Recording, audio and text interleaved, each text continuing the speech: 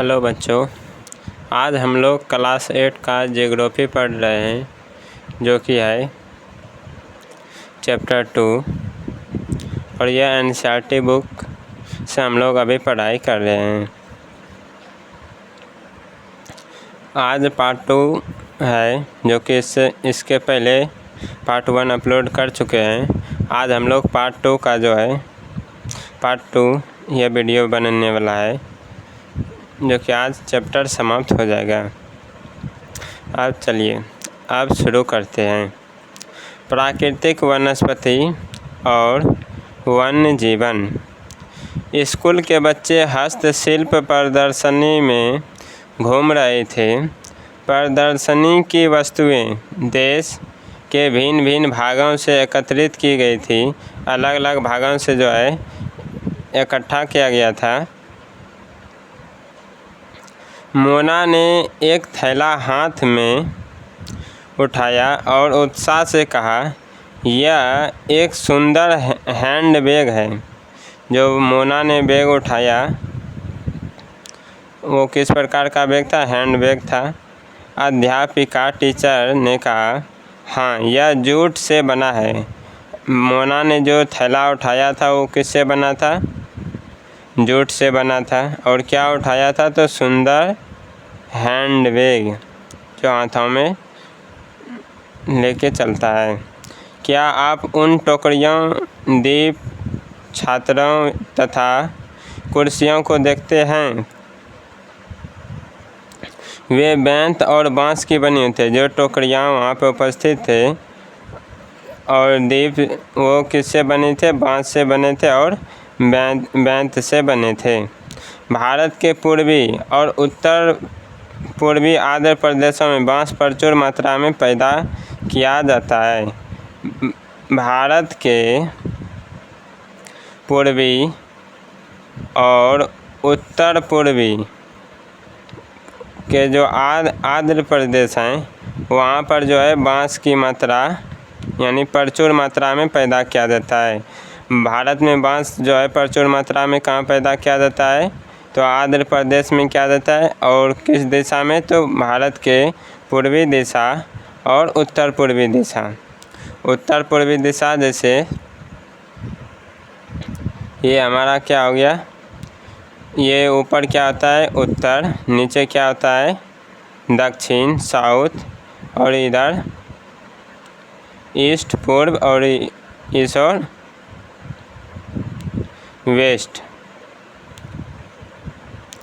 तो इस इलाके में उत्तर पूर्वी इलाका और उत्तर पूर्व यानी इस इलाके में जो है बहुत अधिक मात्रा में जो है बांस का पैदावार किया जाता है।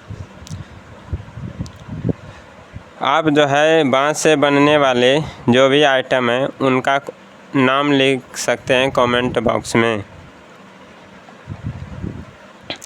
जैसी रेशमी स्कार्फ देखकर उत्साहित थी। जैसी जो है रेशमी स्कार्फ देखकर उत्साहित थी। यह खूबसूरत स्कार्फ देखो। अध्यापिका ने स्पष्ट किया कि रेशम कीटों से प्राप्त किया जाता है। रेशम किससे हम लोगों को प्राप्त होता है?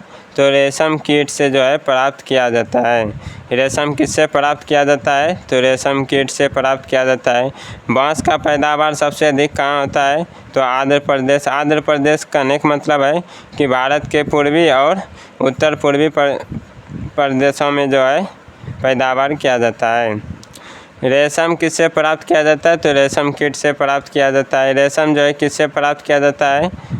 रेशम कीट से प्राप्त किया जाता है। रेशम से क्या क्या बनता है? जैसे कि एक स्कार्फ बनता है, कपड़ा बनता है बहुत प्रकार का। अब रेशम कीट से प्राप्त किया। अब जो शहतूत के पेड़ों पर पाले जाते हैं। रेशम कीट को कहाँ पर पाले जाते हैं? शहतूत के पेड़ पर। रेशम कीट को कहाँ पाला जाता है? तो शहतूत के पेड़ पर। और रेशम कीट को क्यों पाला जाता है? तो रेशम प्राप्त करने के लिए जो है पाला जाता है। बच्चे समझ गए कि पौधे हमें अनेक विभिन्न उत्पाद प्रदान करते हैं। अनेक मतलब बहुत सारे विभिन्न अलग अलग प्रकार के जो है उत्पाद प्रदान करते हैं। पौधे हमें जो है अनेक विभिन्न उत्पाद जो है प्रदान करते हैं, जिनका उपयोग हम अपने दैनिक जीवन में करते हैं। पौधे से जो हमें प्राप्त होता है वो क्या होता है? उत्पाद होता है। पौधे से जो भी चीज़ हमें प्राप्त होता है वह क्या है? उत्पाद है। प्राकृतिक वनस्पति और वन्य जीवन केवल स्थल मंडल, जल मंडल और वायुमंडल के बीच जुड़े एक संकरे क्षेत्र में ही पाए जाते हैं, जिसे हम क्या कहते हैं? जैवमंडल कहते हैं। जैवमंडल किसे कहते हैं? तो क्या लिखेंगे इसके लिए आंसर? प्राकृतिक वनस्पति और वन्य जीवन केवल स्थल मंडल, जल मंडल और वायुमंडल के बीच जुड़े एक संकरे क्षेत्र में ही पाए जाते हैं। प्राकृतिक वनस्पति और वन्य जीवन कहाँ पाया जाता है? तो स्थल मंडल, जल मंडल और वायुमंडल के बीच जो क्षेत्र पड़ते हैं, संकरा क्षेत्र, वहाँ पर जो है जैवमंडल पाए जाते हैं। उसे क्या कहते हैं? जैवमंडल कहते हैं। जैवमंडल में ये क्या है? रेशम कीट, जो कि यहाँ ये है रेशम कीट, और यह है शहतूत के पौधे। अब जैवमंडल में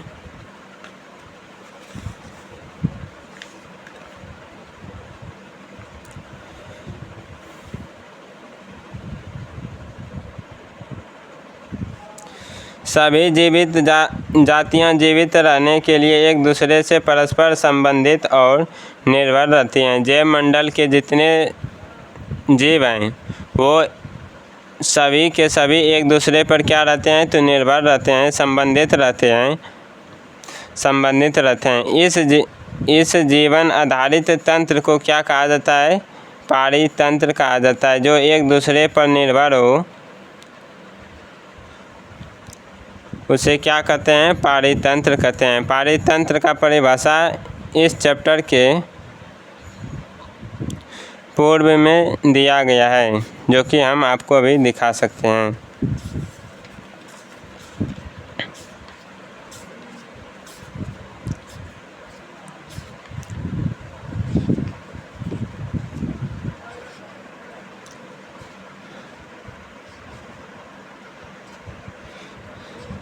इसमें नहीं दिया गया है, क्लास 7 में जो है दिया गया है, जो कि पारितंत्र की बहुत बढ़िया जो है परिभाषा दिया गया है। एक मिनट के लिए मैं आपको दिखा चलिए पारितंत्र किसे कहते हैं हम देख लेते हैं। यह है पारितंत्र। पारितंत्र क्या है? वह तंत्र जिसमें समस्त जीवधारी आपस में एक दूसरे के साथ तथा पर्यावरण के उन भौतिक एवं रासायनिक कारकों के साथ परस्पर क्रिया करते हैं जिसमें वे निवास करते हैं। ये सब ऊर्जा और पदार्थ के स्थानांतरण द्वारा संबद्ध हैं। ये क्या हो गया? पारितंत्र का परिभाषा हो गया। जैवमंडल में पादप और जंतु मिलकर जो है जैवमंडल का निर्माण करते हैं।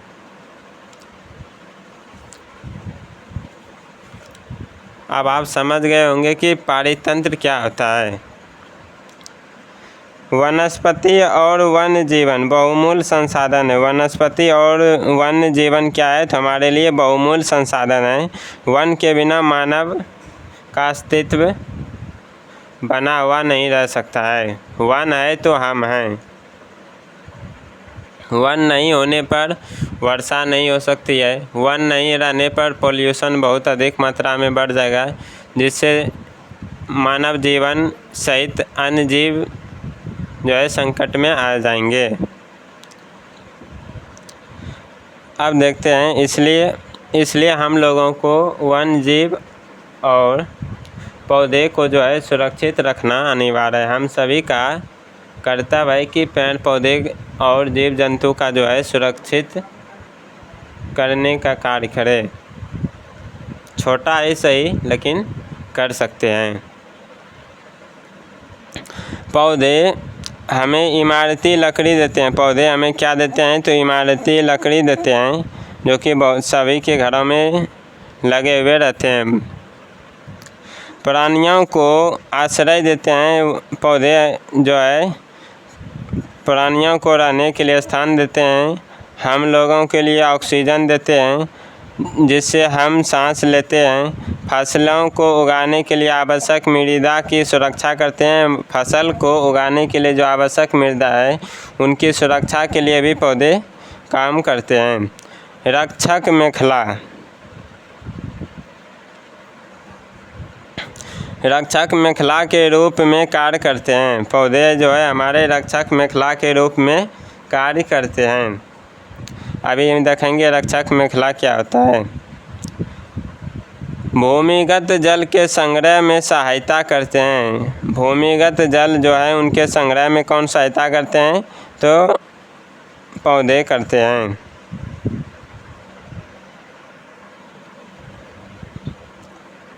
हमें फल, लेटेक्स, तारपीन का तेल, गोंद, औषधीय पौधे और कागज़ प्रदान करते हैं। पेड़ से हम लोग क्या क्या प्राप्त करते हैं? फल प्राप्त करते हैं, लेटेक्स प्राप्त करते हैं, तारपीन का तेल प्राप्त करते हैं, गोंद प्राप्त करते हैं, औषधीय पौधे प्राप्त करते हैं और कागज़ भी प्रदान करते हैं, जो आपके अध्ययन के लिए अत्यधिक आवश्यक है। पौधे के असंख्य उपयोग हैं। पौधे के कितने उपयोग हैं? तो असंख्य उपयोग हैं, इसका कोई गिनती नहीं है।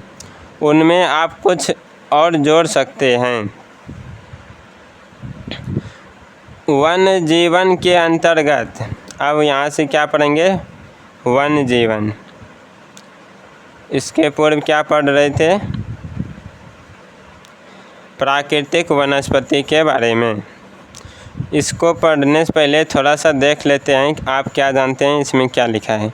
भारतीय उपमहाद्वीप में जिन पशुओं का उपचार डिक्लोफिनेक, एस्पिरिन अथवा इबुप्रोफेन जैसे पीड़कनाशी से किया जाता था, उनके अपमार्जन उपरांत गेंद के किडनी खराब होने से मर रहे थे।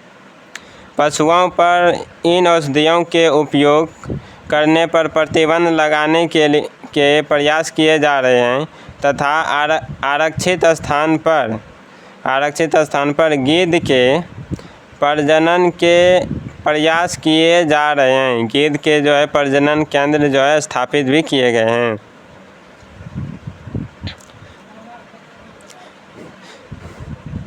इसलिए इन सभी दवाई को क्या किया गया है? बंद कर दिया गया है। मरणोपरांत जो है इसका जो है पर्यावरण पर प्रभाव पड़ता है।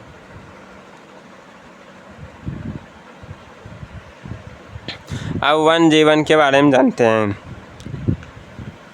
जैसे कि औषधीय बूटी में एक पौधा है, यहाँ पे ब्रह्म कमल। ये क्या है? ब्रह्म कमल तो एक औषधीय बूटी है, जो कि आयुर्वेदिक में उपयोग किया जाता है।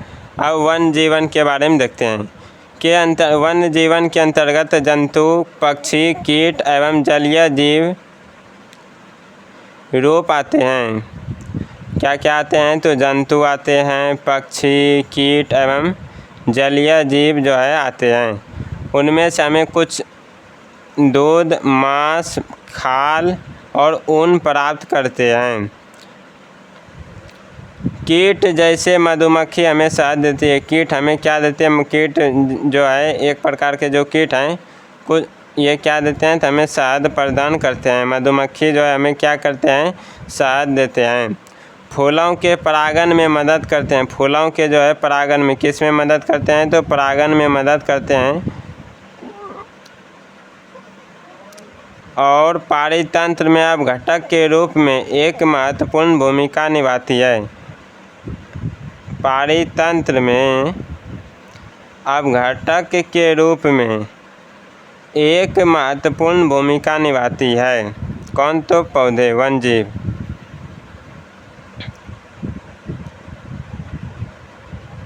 एक महत्वपूर्ण भूमिका निभाती है। चिड़ियाँ अपने भोजन के लिए कीटों पर निर्भर हैं। चिड़ियाँ अपने भोजन के लिए किस पर निर्भर हैं? कीटों पर निर्भर हैं। हम लोग जो खाद का प्रयोग करते हैं खेतों में कीटों को मारने के लिए, उससे जो है वातावरण में अनुकूल प्रभाव पड़ता है, प्रतिकूल प्रभाव पड़ता है, अनुकूल नहीं, प्रतिकूल प्रभाव पड़ता है।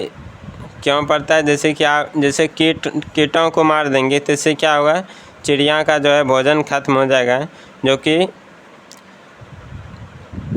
चैन गड़बड़ा सकती है पर्यावरण की।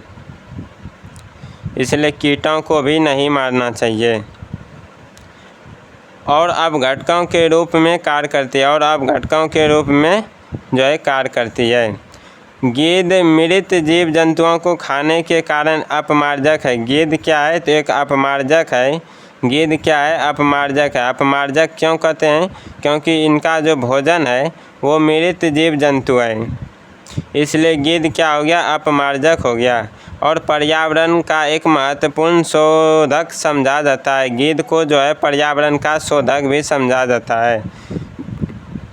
गिद्ध हमारे पर्यावरण के लिए जो है एक शोधक का काम करता है। जैसे पेड़ पौधे जो है कार्बन डाइऑक्साइड का सिंक करते हैं, अवशोषण करते हैं, उसी प्रकार पर्यावरण को सुरक्षित रखने में भी जो है गिद्ध का बहुत ही बड़ा महत्वपूर्ण योगदान है। इसलिए प्राणी चाहे बड़े हो अथवा छोटे, सभी पारितंत्र के संतुलन को बनाए रखने के लिए अनिवार्य हैं। पारितंत्र का मतलब आप लोग समझ चुके हैं कि एक दूसरे पर जो है निर्भर रहते हैं। अगर हम छोटे जीवों को मार देंगे तो बड़े जीवों के लिए भोजन नहीं होगा, जिससे कि उनके भी मृत्यु होने की संभावना बढ़ जाएगी। वर्तमान समय में बहुत सारे पशु पक्षी का जो है मृत्यु हो रही है। इसका कारण क्या है? विकास भी हम लोग ऐसे कर रहे हैं जैसे कि खुद अपना ध्यान रखते हैं, स्वार्थी इतना बन गए हैं कि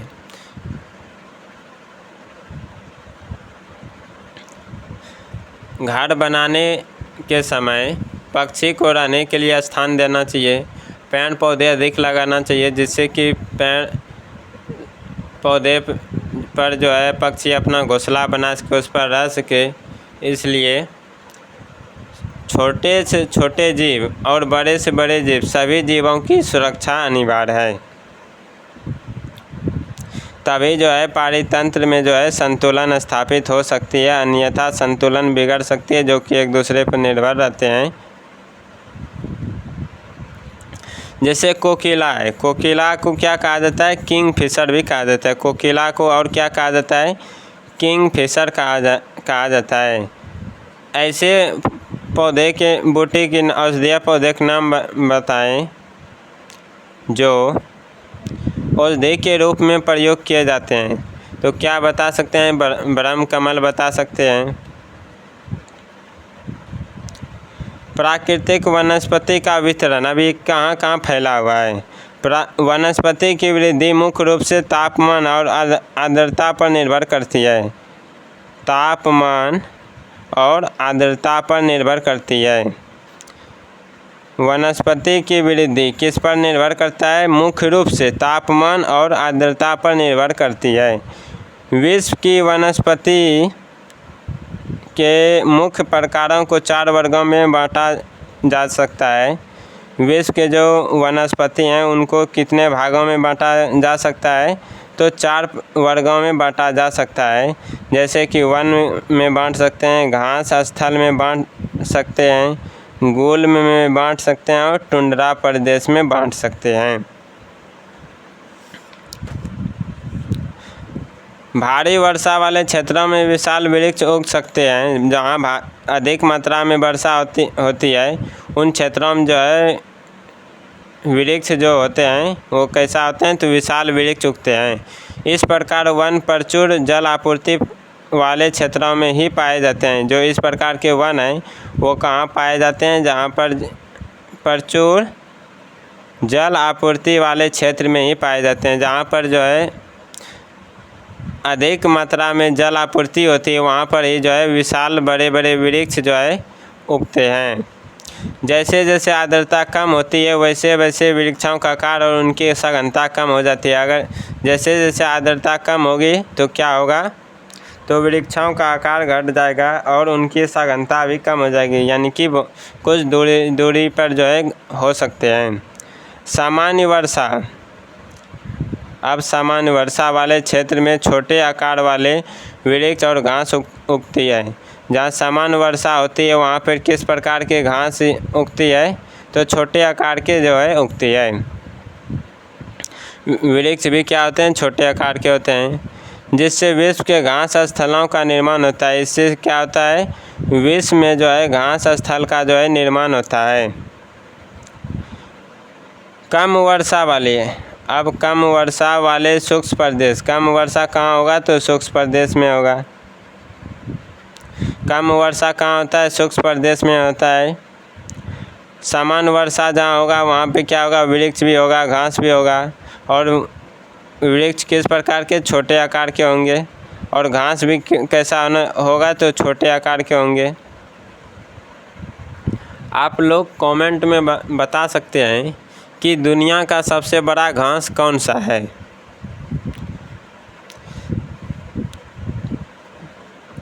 कमेंट बॉक्स में इस प्रश्न का उत्तर आप उम्मीद करते हैं कि दे सकते हैं, शायद जीके जीएस पढ़े होंगे। तो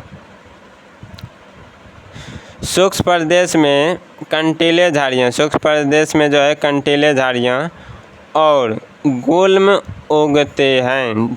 जो शुष्क प्रदेश होते हैं जहाँ पर कम वर्षा होते हैं वहाँ पर जो है किस प्रकार के झाड़ियाँ उगते हैं, तो कंटीले झाड़ी उगती है और गुल्म उगते हैं। इस प्रकार के क्षेत्रों में पौधों की जड़ें गहरी होती है। जो शुष्क प्रदेश होते हैं वहाँ पर जो पौधे की जड़ें होते हैं वो बहुत ही गहरी होती है। वाष्पोत्सर्जन से होने वाली आर्द्रता की हानि को घटाने के लिए इन पेड़ों की पत्तियां कांटेदार और मोमी सतह वाली होती है।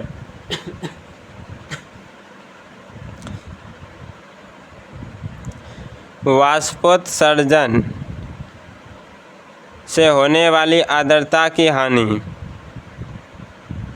को घटाने के लिए इन पेड़ों की पत्तियां जो होती है कांटेदार होती है और मोमी सतह वाली होती है। शीत ध्रुवीय प्रदेश में जो है टुंड्रा वनस्पति पाया जाता है। शीत ध्रुवीय प्रदेशों में किस प्रकार के वनस्पति पाए जाते हैं, टुंड्रा वनस्पति पाए जाते हैं। टुंड्रा वनस्पति में जो है क्या क्या सम्मिलित होते हैं, लाइकेन सम्मिलित होते हैं, मॉस लाइकेन सम्मिलित होते हैं और मॉस सम्मिलित होते हैं, और भी पौधे हो सकते हैं। पिछली 2 शताब्दियों में विश्व में जितने लोग थे इस समय उनसे कहीं अधिक लोग हैं। पिछली 2 शताब्दियों में विश्व में जितने लोग थे इस समय उनसे कहीं अधिक लोग हैं। बढ़ती जनसंख्या के पोषण के लिए, जो हमारे जनसंख्या बढ़ रहे हैं उनको जो है पोषण के लिए, फलों को उगाने के लिए वनों के विशाल क्षेत्रों से वृक्ष काट दिए गए हैं। जनसंख्या बढ़ रही है तो पोषण उनको अनिवार्य है, इसलिए क्या कर रहे हैं, तो फसल को उगाने के लिए और वनों के विशाल क्षेत्रों से वृक्ष काटे जा रहे हैं। विश्व भर में वनों का आवरण तेज़ी से समाप्त हो रहा है और इस बहुमूल्य संसाधन के संरक्षण की तुरंत आवश्यकता है।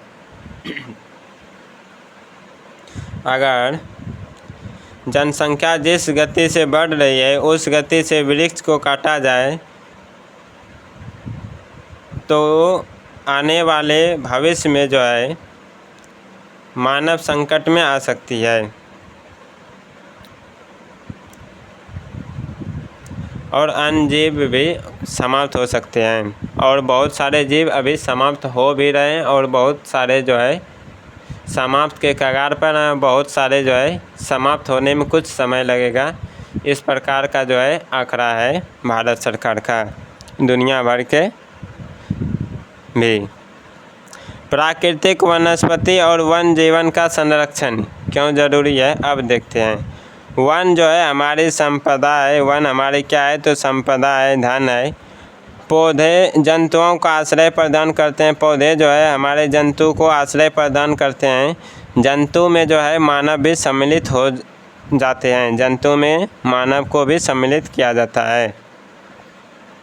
साथ ही पारितंत्र को भी अनुरक्षित रखते हैं, साथ में जो है पौधे जो है पारितंत्र को भी सुरक्षा प्रदान करते हैं। जलवायु में परिवर्तन किसमें, तो जलवायु में जब परिवर्तन होता है मानव के हस्तक्षेप के कारण पौधे और जंतुओं के प्राकृतिक आवास जो है नष्ट हो जाते हैं। पौधे जलवायु में परिवर्तन होने से मानव का प्रवेश से जो है पौधे और जंतुओं के प्राकृतिक आवास जो हैं वो क्या हो रहे हैं, तो नष्ट हो रहे हैं। बहुत सी जातियां असुरक्षित अथवा संकटापन्न हैं, बहुत से जो जाति हैं वो क्या हैं, असुरक्षित हैं और संकटापन्न अथवा संकटापन्न जो है और कुछ लुप्त होने के कगार पर, और कुछ क्या है, तो लुप्त होने के कगार पर हैं। वनोन्मूलन, मृदा अपरदन, निर्माण कार्य, दावानल और भूस्खलन में से कुछ मानव और प्राकृतिक कारक हैं जो मिलकर इन महत्वपूर्ण प्राकृतिक संसाधनों के लुप्त होने की प्रक्रिया को बढ़ावा देते हैं। प्राकृतिक संसाधनों के लुप्त होने के प्रक्रिया को कौन बढ़ावा दे रहे हैं, तो वनोन्मूलन दे रहे हैं, वन की कटाई जो हो रहा है। मृदा का अपरदन हो रहा है, मृदा का अपरदन भी कई प्रकार से होता है, मानव से भी होता है, प्राकृतिक रूप से भी होता है। निर्माण कार्य लगातार हो रहा है, सगर चिकनाई एकदम बढ़िया से कर रहे हैं, खेत हो या खलिहान, रोड हो, सड़क हो, सब एकदम बढ़िया टकाटक चिकना चिक।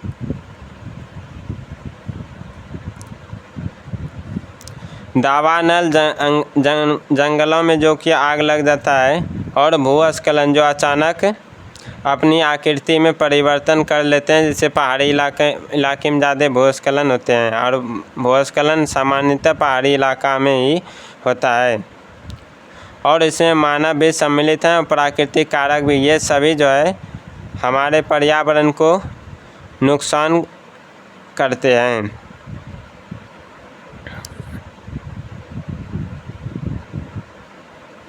आज की मुख्य चिंताओं में से एक अनाधिकार शिकार करने की संख्या का बढ़ना। आज जो है हम सभी क्या कर रहे हैं, तो शिकार कर रहे हैं, जिससे कुछ खास प्रजाति की संख्या, जो कुछ खास प्रजाति हैं उनकी संख्या जो है क्या हो रहा है, तो लगातार घट रही है। जैसे कि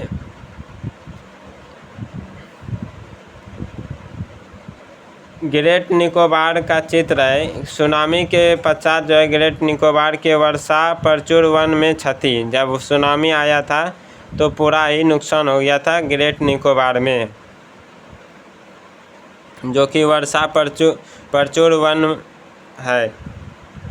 जहाँ पे वर्षा ना हो वहाँ पे क्षति हो तो पता चलता है, जहाँ पे वर्षा भी हो वहाँ पर भी क्षति हो जाता है। तो सुनामी क्या हो गया, तो प्राकृतिक कारक हो गया।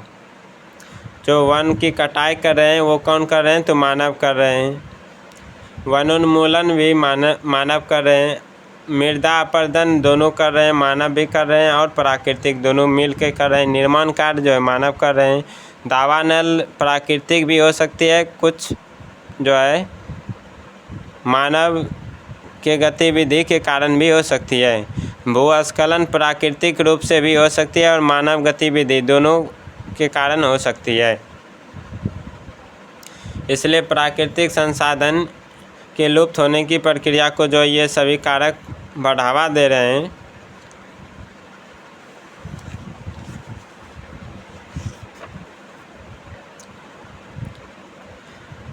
ब्लैक बक को सुरक्षा की आवश्यकता है। ब्लैक बक जो है ये हिरन टाइप का जो है आपको दिख रहा है, इनकी जो है सुरक्षा की आवश्यकता है, अन्यथा ये समाप्त होने के बहुत ही नज़दीक हो जाएगी। में तेज़ी से कमी आई है। पशु खाल, चमड़ा, नाखून, दांत और पंखों के साथ साथ सींगों के एकत्रीकरण और गैर कानूनी व्यापार के लिए जंतुओं का अनाधिकार शिकार किया गया है। अनाधिकार, बिना अधिकार के जो है शिकार किया गया है। क्यों किया गया है? तो एकत्रीकरण, बहुत सारे प्रोडक्ट में जो है इन सभी का उपयोग किया जाता है। बहुत सारे ऐसे प्रोडक्ट हैं जहाँ पर जो है उपयोग किया जाता है, और ये जो है अनाधिकार गैर कानूनी होती है, जो इन सभी चीज़ों को एकत्रित किया जाता है। इनमें से कुछ जंतु भी हैं, जैसे कि चीता है, शेर है, हाथी है, ब्लैक बक है, मगरमच्छ है, दरियाई घोड़ा है, हिम तेंदुआ है, शुतुरमुर्ग और मोर भी हैं। ये सभी क्या हैं? जंतु। इन सभी का भी जो है क्या कर रहा है? गैर कानूनी रूप से बिना अधिकार के जो है शिकार कर रहे हैं। इनका संरक्षण जागरूकता बढ़ाकर किया जा सकता है। इनका संरक्षण किस प्रकार से किया जा सकता है? जागरूकता बढ़ाकर जो है, जन जन में जागरूकता बढ़ाने पर जो है इनकी सुरक्षा हो सकता है। राष्ट्रीय उद्यान, वन जीव अभयारण्य, जैव मंडल निश्चय हमारी प्राकृतिक वनस्पति और वन जीवन को सुरक्षित रखने के लिए बनाए जाते हैं। राष्ट्रीय उद्यान, वन जीव अभयारण्य, जैव मंडल निश्चय हमारी प्राकृतिक वनस्पति और वन जीवन को सुरक्षित रखने के लिए बनाए जाते हैं। इन सब का निर्माण किस लिए किया जाता है? तो सुरक्षित रखने के लिए जो है जीव जंतु पौधे के लिए बनाया जाता है।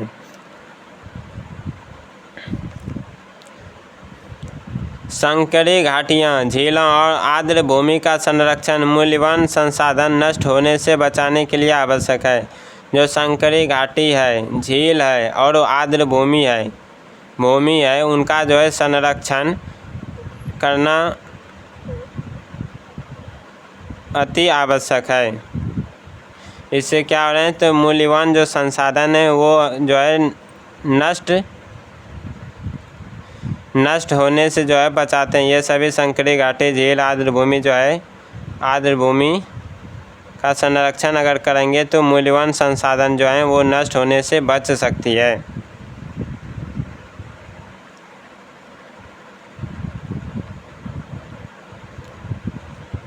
अब आगे देखते हैं क्या है।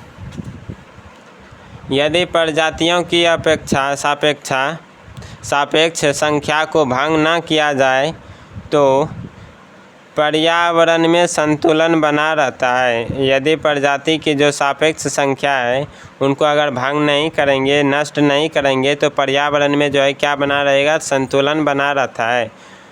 दुनिया के अनेक भागों में मनुष्य ने अपने क्रियाकलाप से, अपने गतिविधि से अनेक प्रजातियों के प्राकृतिक आवास में उथल पुथल कर दी है। प्राकृतिक जो आवास हैं अनेक प्रजाति की, बहुत सारे प्रजाति के, दुनिया भर में, विश्व में अनेक भागों में जो है मनुष्य ने अपने क्रियाकलाप से उनको ख़त्म कर रहे हैं।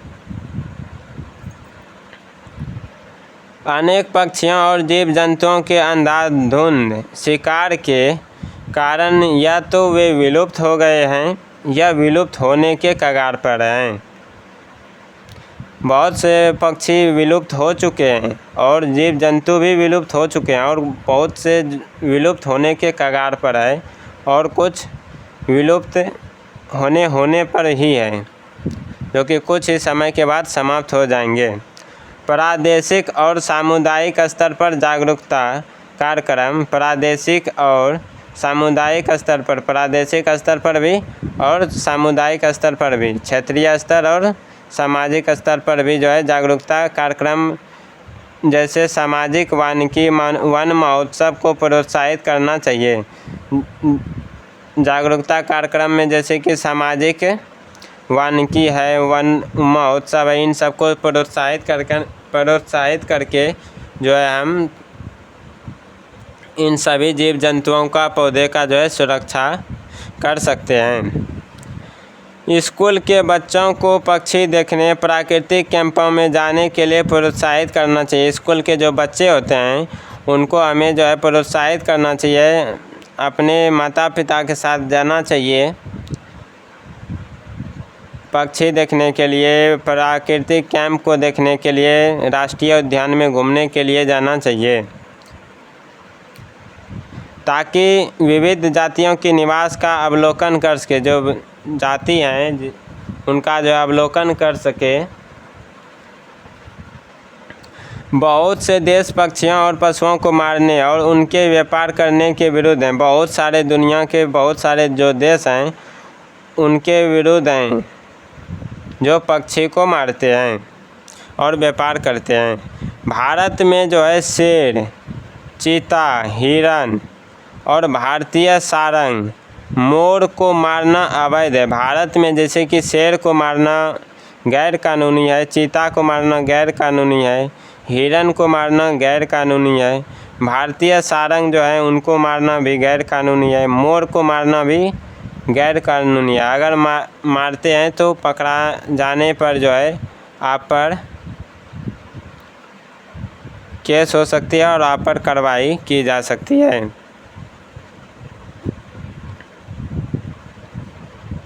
अब राष्ट्रीय उद्यान क्या है? तो वर्तमान और भविष्य की पीढ़ी के लिए एक या एक से अधिक पारितंत्रों की पारिस्थितिकी एकता ही रक्षा के लिए नामित किया गया प्राकृतिक क्षेत्र को ही क्या कहा जाता है? राष्ट्रीय उद्यान कहा जाता है। एक अंतर्राष्ट्रीय परिपाटी CITES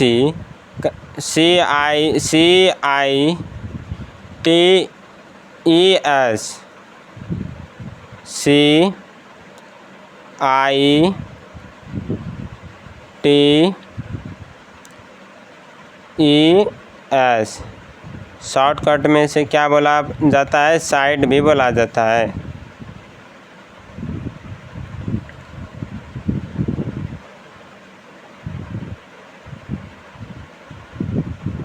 ये ऐसा है